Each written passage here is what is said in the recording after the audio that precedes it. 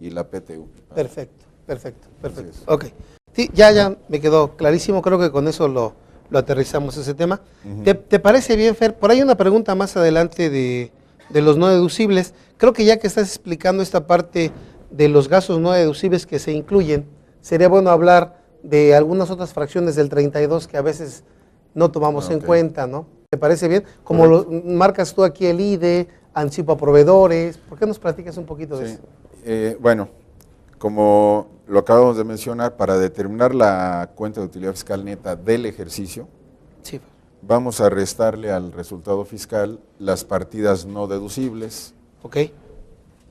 Cabe destacar que yo diría que hay 3 tipos de partidas no deducibles. Bien. Digamos, los no deducibles que resultan de no cumplir los requisitos del artículo 31 de la ley. Correcto. O sea, el artículo 31 nos da una serie de requisitos, si no los cumplo no puedo hacer las deducciones. Bien. El artículo 32 son partidas que expresamente dice la ley que no son deducibles. Perfecto. ¿Sí? Como el caso de las multas, es un ejemplo. Claro. Y hay otras partidas que sí son deducibles, pero no son deducibles en el ejercicio de que se trata, son deducibles en un ejercicio posterior, como pudiera ser el caso del pago de un recibo de honorarios de una persona física, que en el ejercicio no lo pude pagar, lo voy a deducir hasta que sea efectivamente pagado a la persona física. Okay. Ese sería un ejemplo. O sea, perfecto. sí es deducible, pero no en ese momento. Okay. Entonces, yo creo que ante esas 3 clasificaciones de partidas no deducibles, amerita una aclaración de cuáles son esas partidas no deducibles que deben de disminuirse para la UFIN. Correcto. Y precisamente el artículo 98 del reglamento de la ley de renta nos aclara que las partidas que se van a tomar para la UFIN como no deducibles son aquellas que expresamente señala la ley. ¿Y cuáles son? Pues las del artículo 32.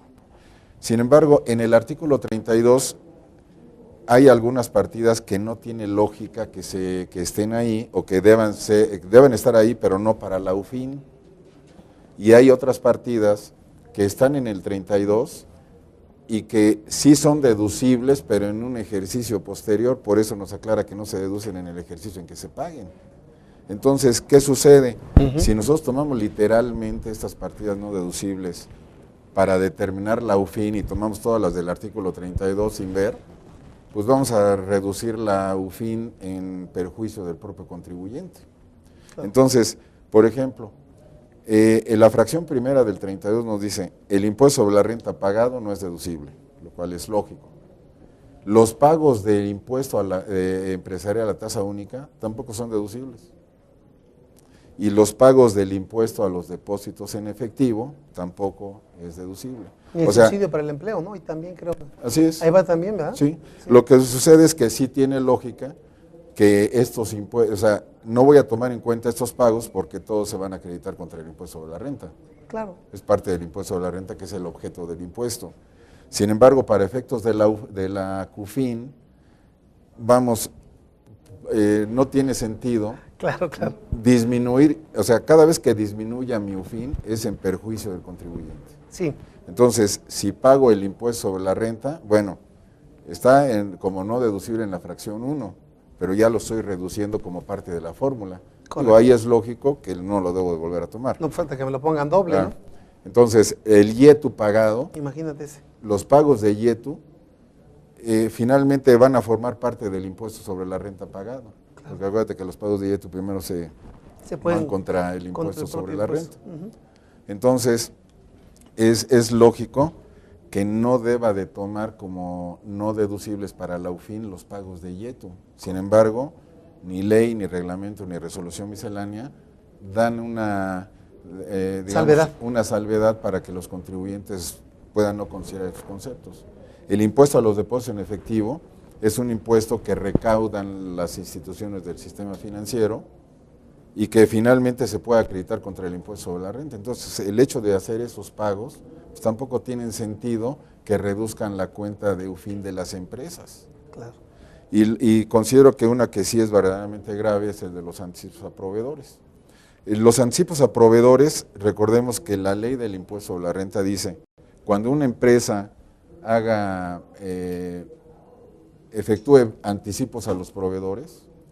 Si se trata de anticipos que están relacionados con los gastos de la empresa, sí se pueden deducir. Pero si están relacionados con compras, costo de ventas, con compras, etcétera, esos no pueden ser deducibles porque se deducen vía el costo de lo vendido. Entonces, pues eso ya lo sabemos, no necesitaban que nos los dijeran que eran no deducibles. Sin embargo, la fracción 27 del artículo 32 nos dice expresamente que los anticipos a proveedores no son deducibles. Claro.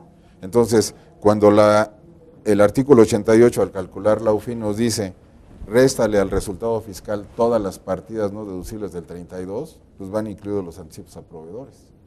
Desde luego que los contribuyentes normalmente no aplicamos estas normas porque van en nuestro perjuicio, pero si se hace una aplicación literal de la ley, tendrían que restarse. Entonces yo considero que lo más sano es de que la autoridad fiscal tomara nota de esto y estableciera alguna regla o modificara o estableciera a través del reglamento la aclaración correspondiente de que partidas como la fracción 27 de los anticipos a proveedores, estas no deben ser consideradas como no deducibles. Claro. ¿Sí? Yo creo que un elemento que puede contribuir a eso es con los cambios que ha habido en las normas de información financiera. No sé si tú has revisado el boletín C4 de inventarios, sí, y el C5 de pagos anticipados. Bueno, los anticipos a proveedores son pagos anticipados ahora. Claro. Entonces no tendrían por qué afectar resultados del ejercicio de ninguna manera, ni contable ni fiscalmente. Totalmente. ¿Sí?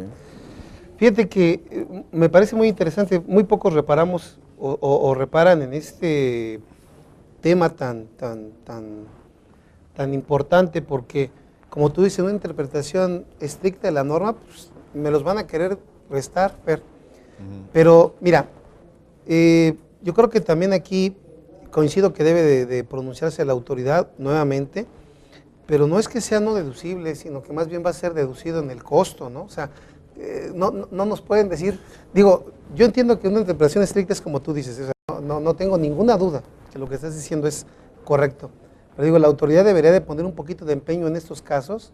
Qué bueno que lo comentas aquí en foro, porque ojalá y nos escuchen, porque no es que no lo vaya a hacer deducible, es que lo voy a hacer deducible vía costo y por eso no me permiten deducirlo antes, sino hasta que enajene las mercancías. La misma fracción 27 así lo dice. Sí. Por eso es que yo clasificaba en los tres conceptos diferentes. Sí es deducible, pero en un ejercicio posterior. Entonces, eso mismo lo dice la fracción 27, entonces no hay razón para que esté esa fracción ahí, o por lo menos debe estar esa aclaración por parte de la autoridad, sería lo sugerible. Pero fíjate por qué sí es importante, porque debemos de buscar, no sé si estés de acuerdo, Fer, lo que entrañan las disposiciones fiscales para que la norma se aplique de manera armónica, no nada más a favor de nosotros, ni en contra del fisco, ni a favor del fisco y en contra de nosotros. Porque deben de aclarar eso, porque hay cosas que son absurdas. Acabas de mencionar en el 98 que los no deducibles son los señalados como no deducibles en el 32. Un contribuyente compra un yate, no es estrictamente indispensable, por lo que quieras. No lo hacemos deducible en términos del artículo 31 primera, porque no reúne el requisito de estrictamente indispensable. Hay una fuga de dinero impresionante. Y esa no resta CUFIN, esa no resta UFIN. Sí, no resta CUFIN, efectivamente. O sea, vuelvo a repetir, el objetivo de los no deducibles es simple y llanamente igualar con la utilidad contable. Correcto. ¿De acuerdo? Sí, ahora, esto que estamos comentando, que sería lo sugerible, que ya sea que el legislador lo modificara o que la autoridad fiscal emitiera una regla para hacer esta corrección o esta modificación de propuesta para el beneficio de los contribuyentes, le daría seguridad jurídica al contribuyente, que creo que es lo que debería de buscarse. Y lo que hace mucha falta, porque yo te aseguro que mucha gente lo hace como tú estás diciendo, otros lo hacen de otra forma, y la autoridad lo ve de otra forma, y todos estamos en nuestra interpretación, ¿no? Así es. Desafortunadamente. No debemos de perder de vista también que muchas veces las disposiciones contribuyentes o bien las propias autoridades hacen interpretaciones literales de las normas fiscales, y eso es muy peligroso por esta fracción 27 del artículo 32 que estamos comentando. Sí, entre otras, porque imagínate que me dijeran, no, y aparte el yetu causado también me lo restas. Sí. Sí, porque además dice, no es el yeto causado, ¿eh? Habla de los pagos de yeto. Perdón, Los sí, pagos de yetu. que se entendería que son los de yeto causado, ¿eh? Pero como tú dices así, me ponen todos los pagos de yetu. Sí. Y al final, no pago yetu y todos me los compenso contra renta. Así es. Muy bien, Fer. Tenemos otra aquí también, híjole, esta también está muy interesante. UFI negativa en caso de resultado fiscal cero. A ver. Sí, ahí es un tema controversial, porque debemos de considerar que en el artículo 10 de la Ley del Impuesto de la Renta está la determinación de la base del impuesto, sí, y la determinación del propio impuesto del ejercicio. Entonces, resulta que se pueden derivar, digamos, 3 resultados del artículo 10. Primero, si tengo ingresos de 100 pesos y deducciones de 60, tengo una utilidad fiscal de 40, y si no tengo pérdidas pendientes de amortizar, voy a tener un resultado fiscal de 40 sobre el cual voy a pagar impuesto. Ok. En el segundo caso, si tengo ingresos de 100, deducciones de 120, ya tengo pérdida fiscal. Correcto. Entonces, esa pérdida fiscal pues me lleva a que podríamos decir que el resultado fiscal serían esos mismos 20 negativos, ¿de acuerdo? Ok. Tendría el resultado, ¿qué dije? 100 y 80, perdón, 100 no, y 120 de gastos, tengo 20 de pérdida. Independientemente de que no tuviera PTU pagada ni pérdidas de años anteriores, esos 20 de pérdida se traducen en mi resultado fiscal, digamos, negativo, ¿de acuerdo?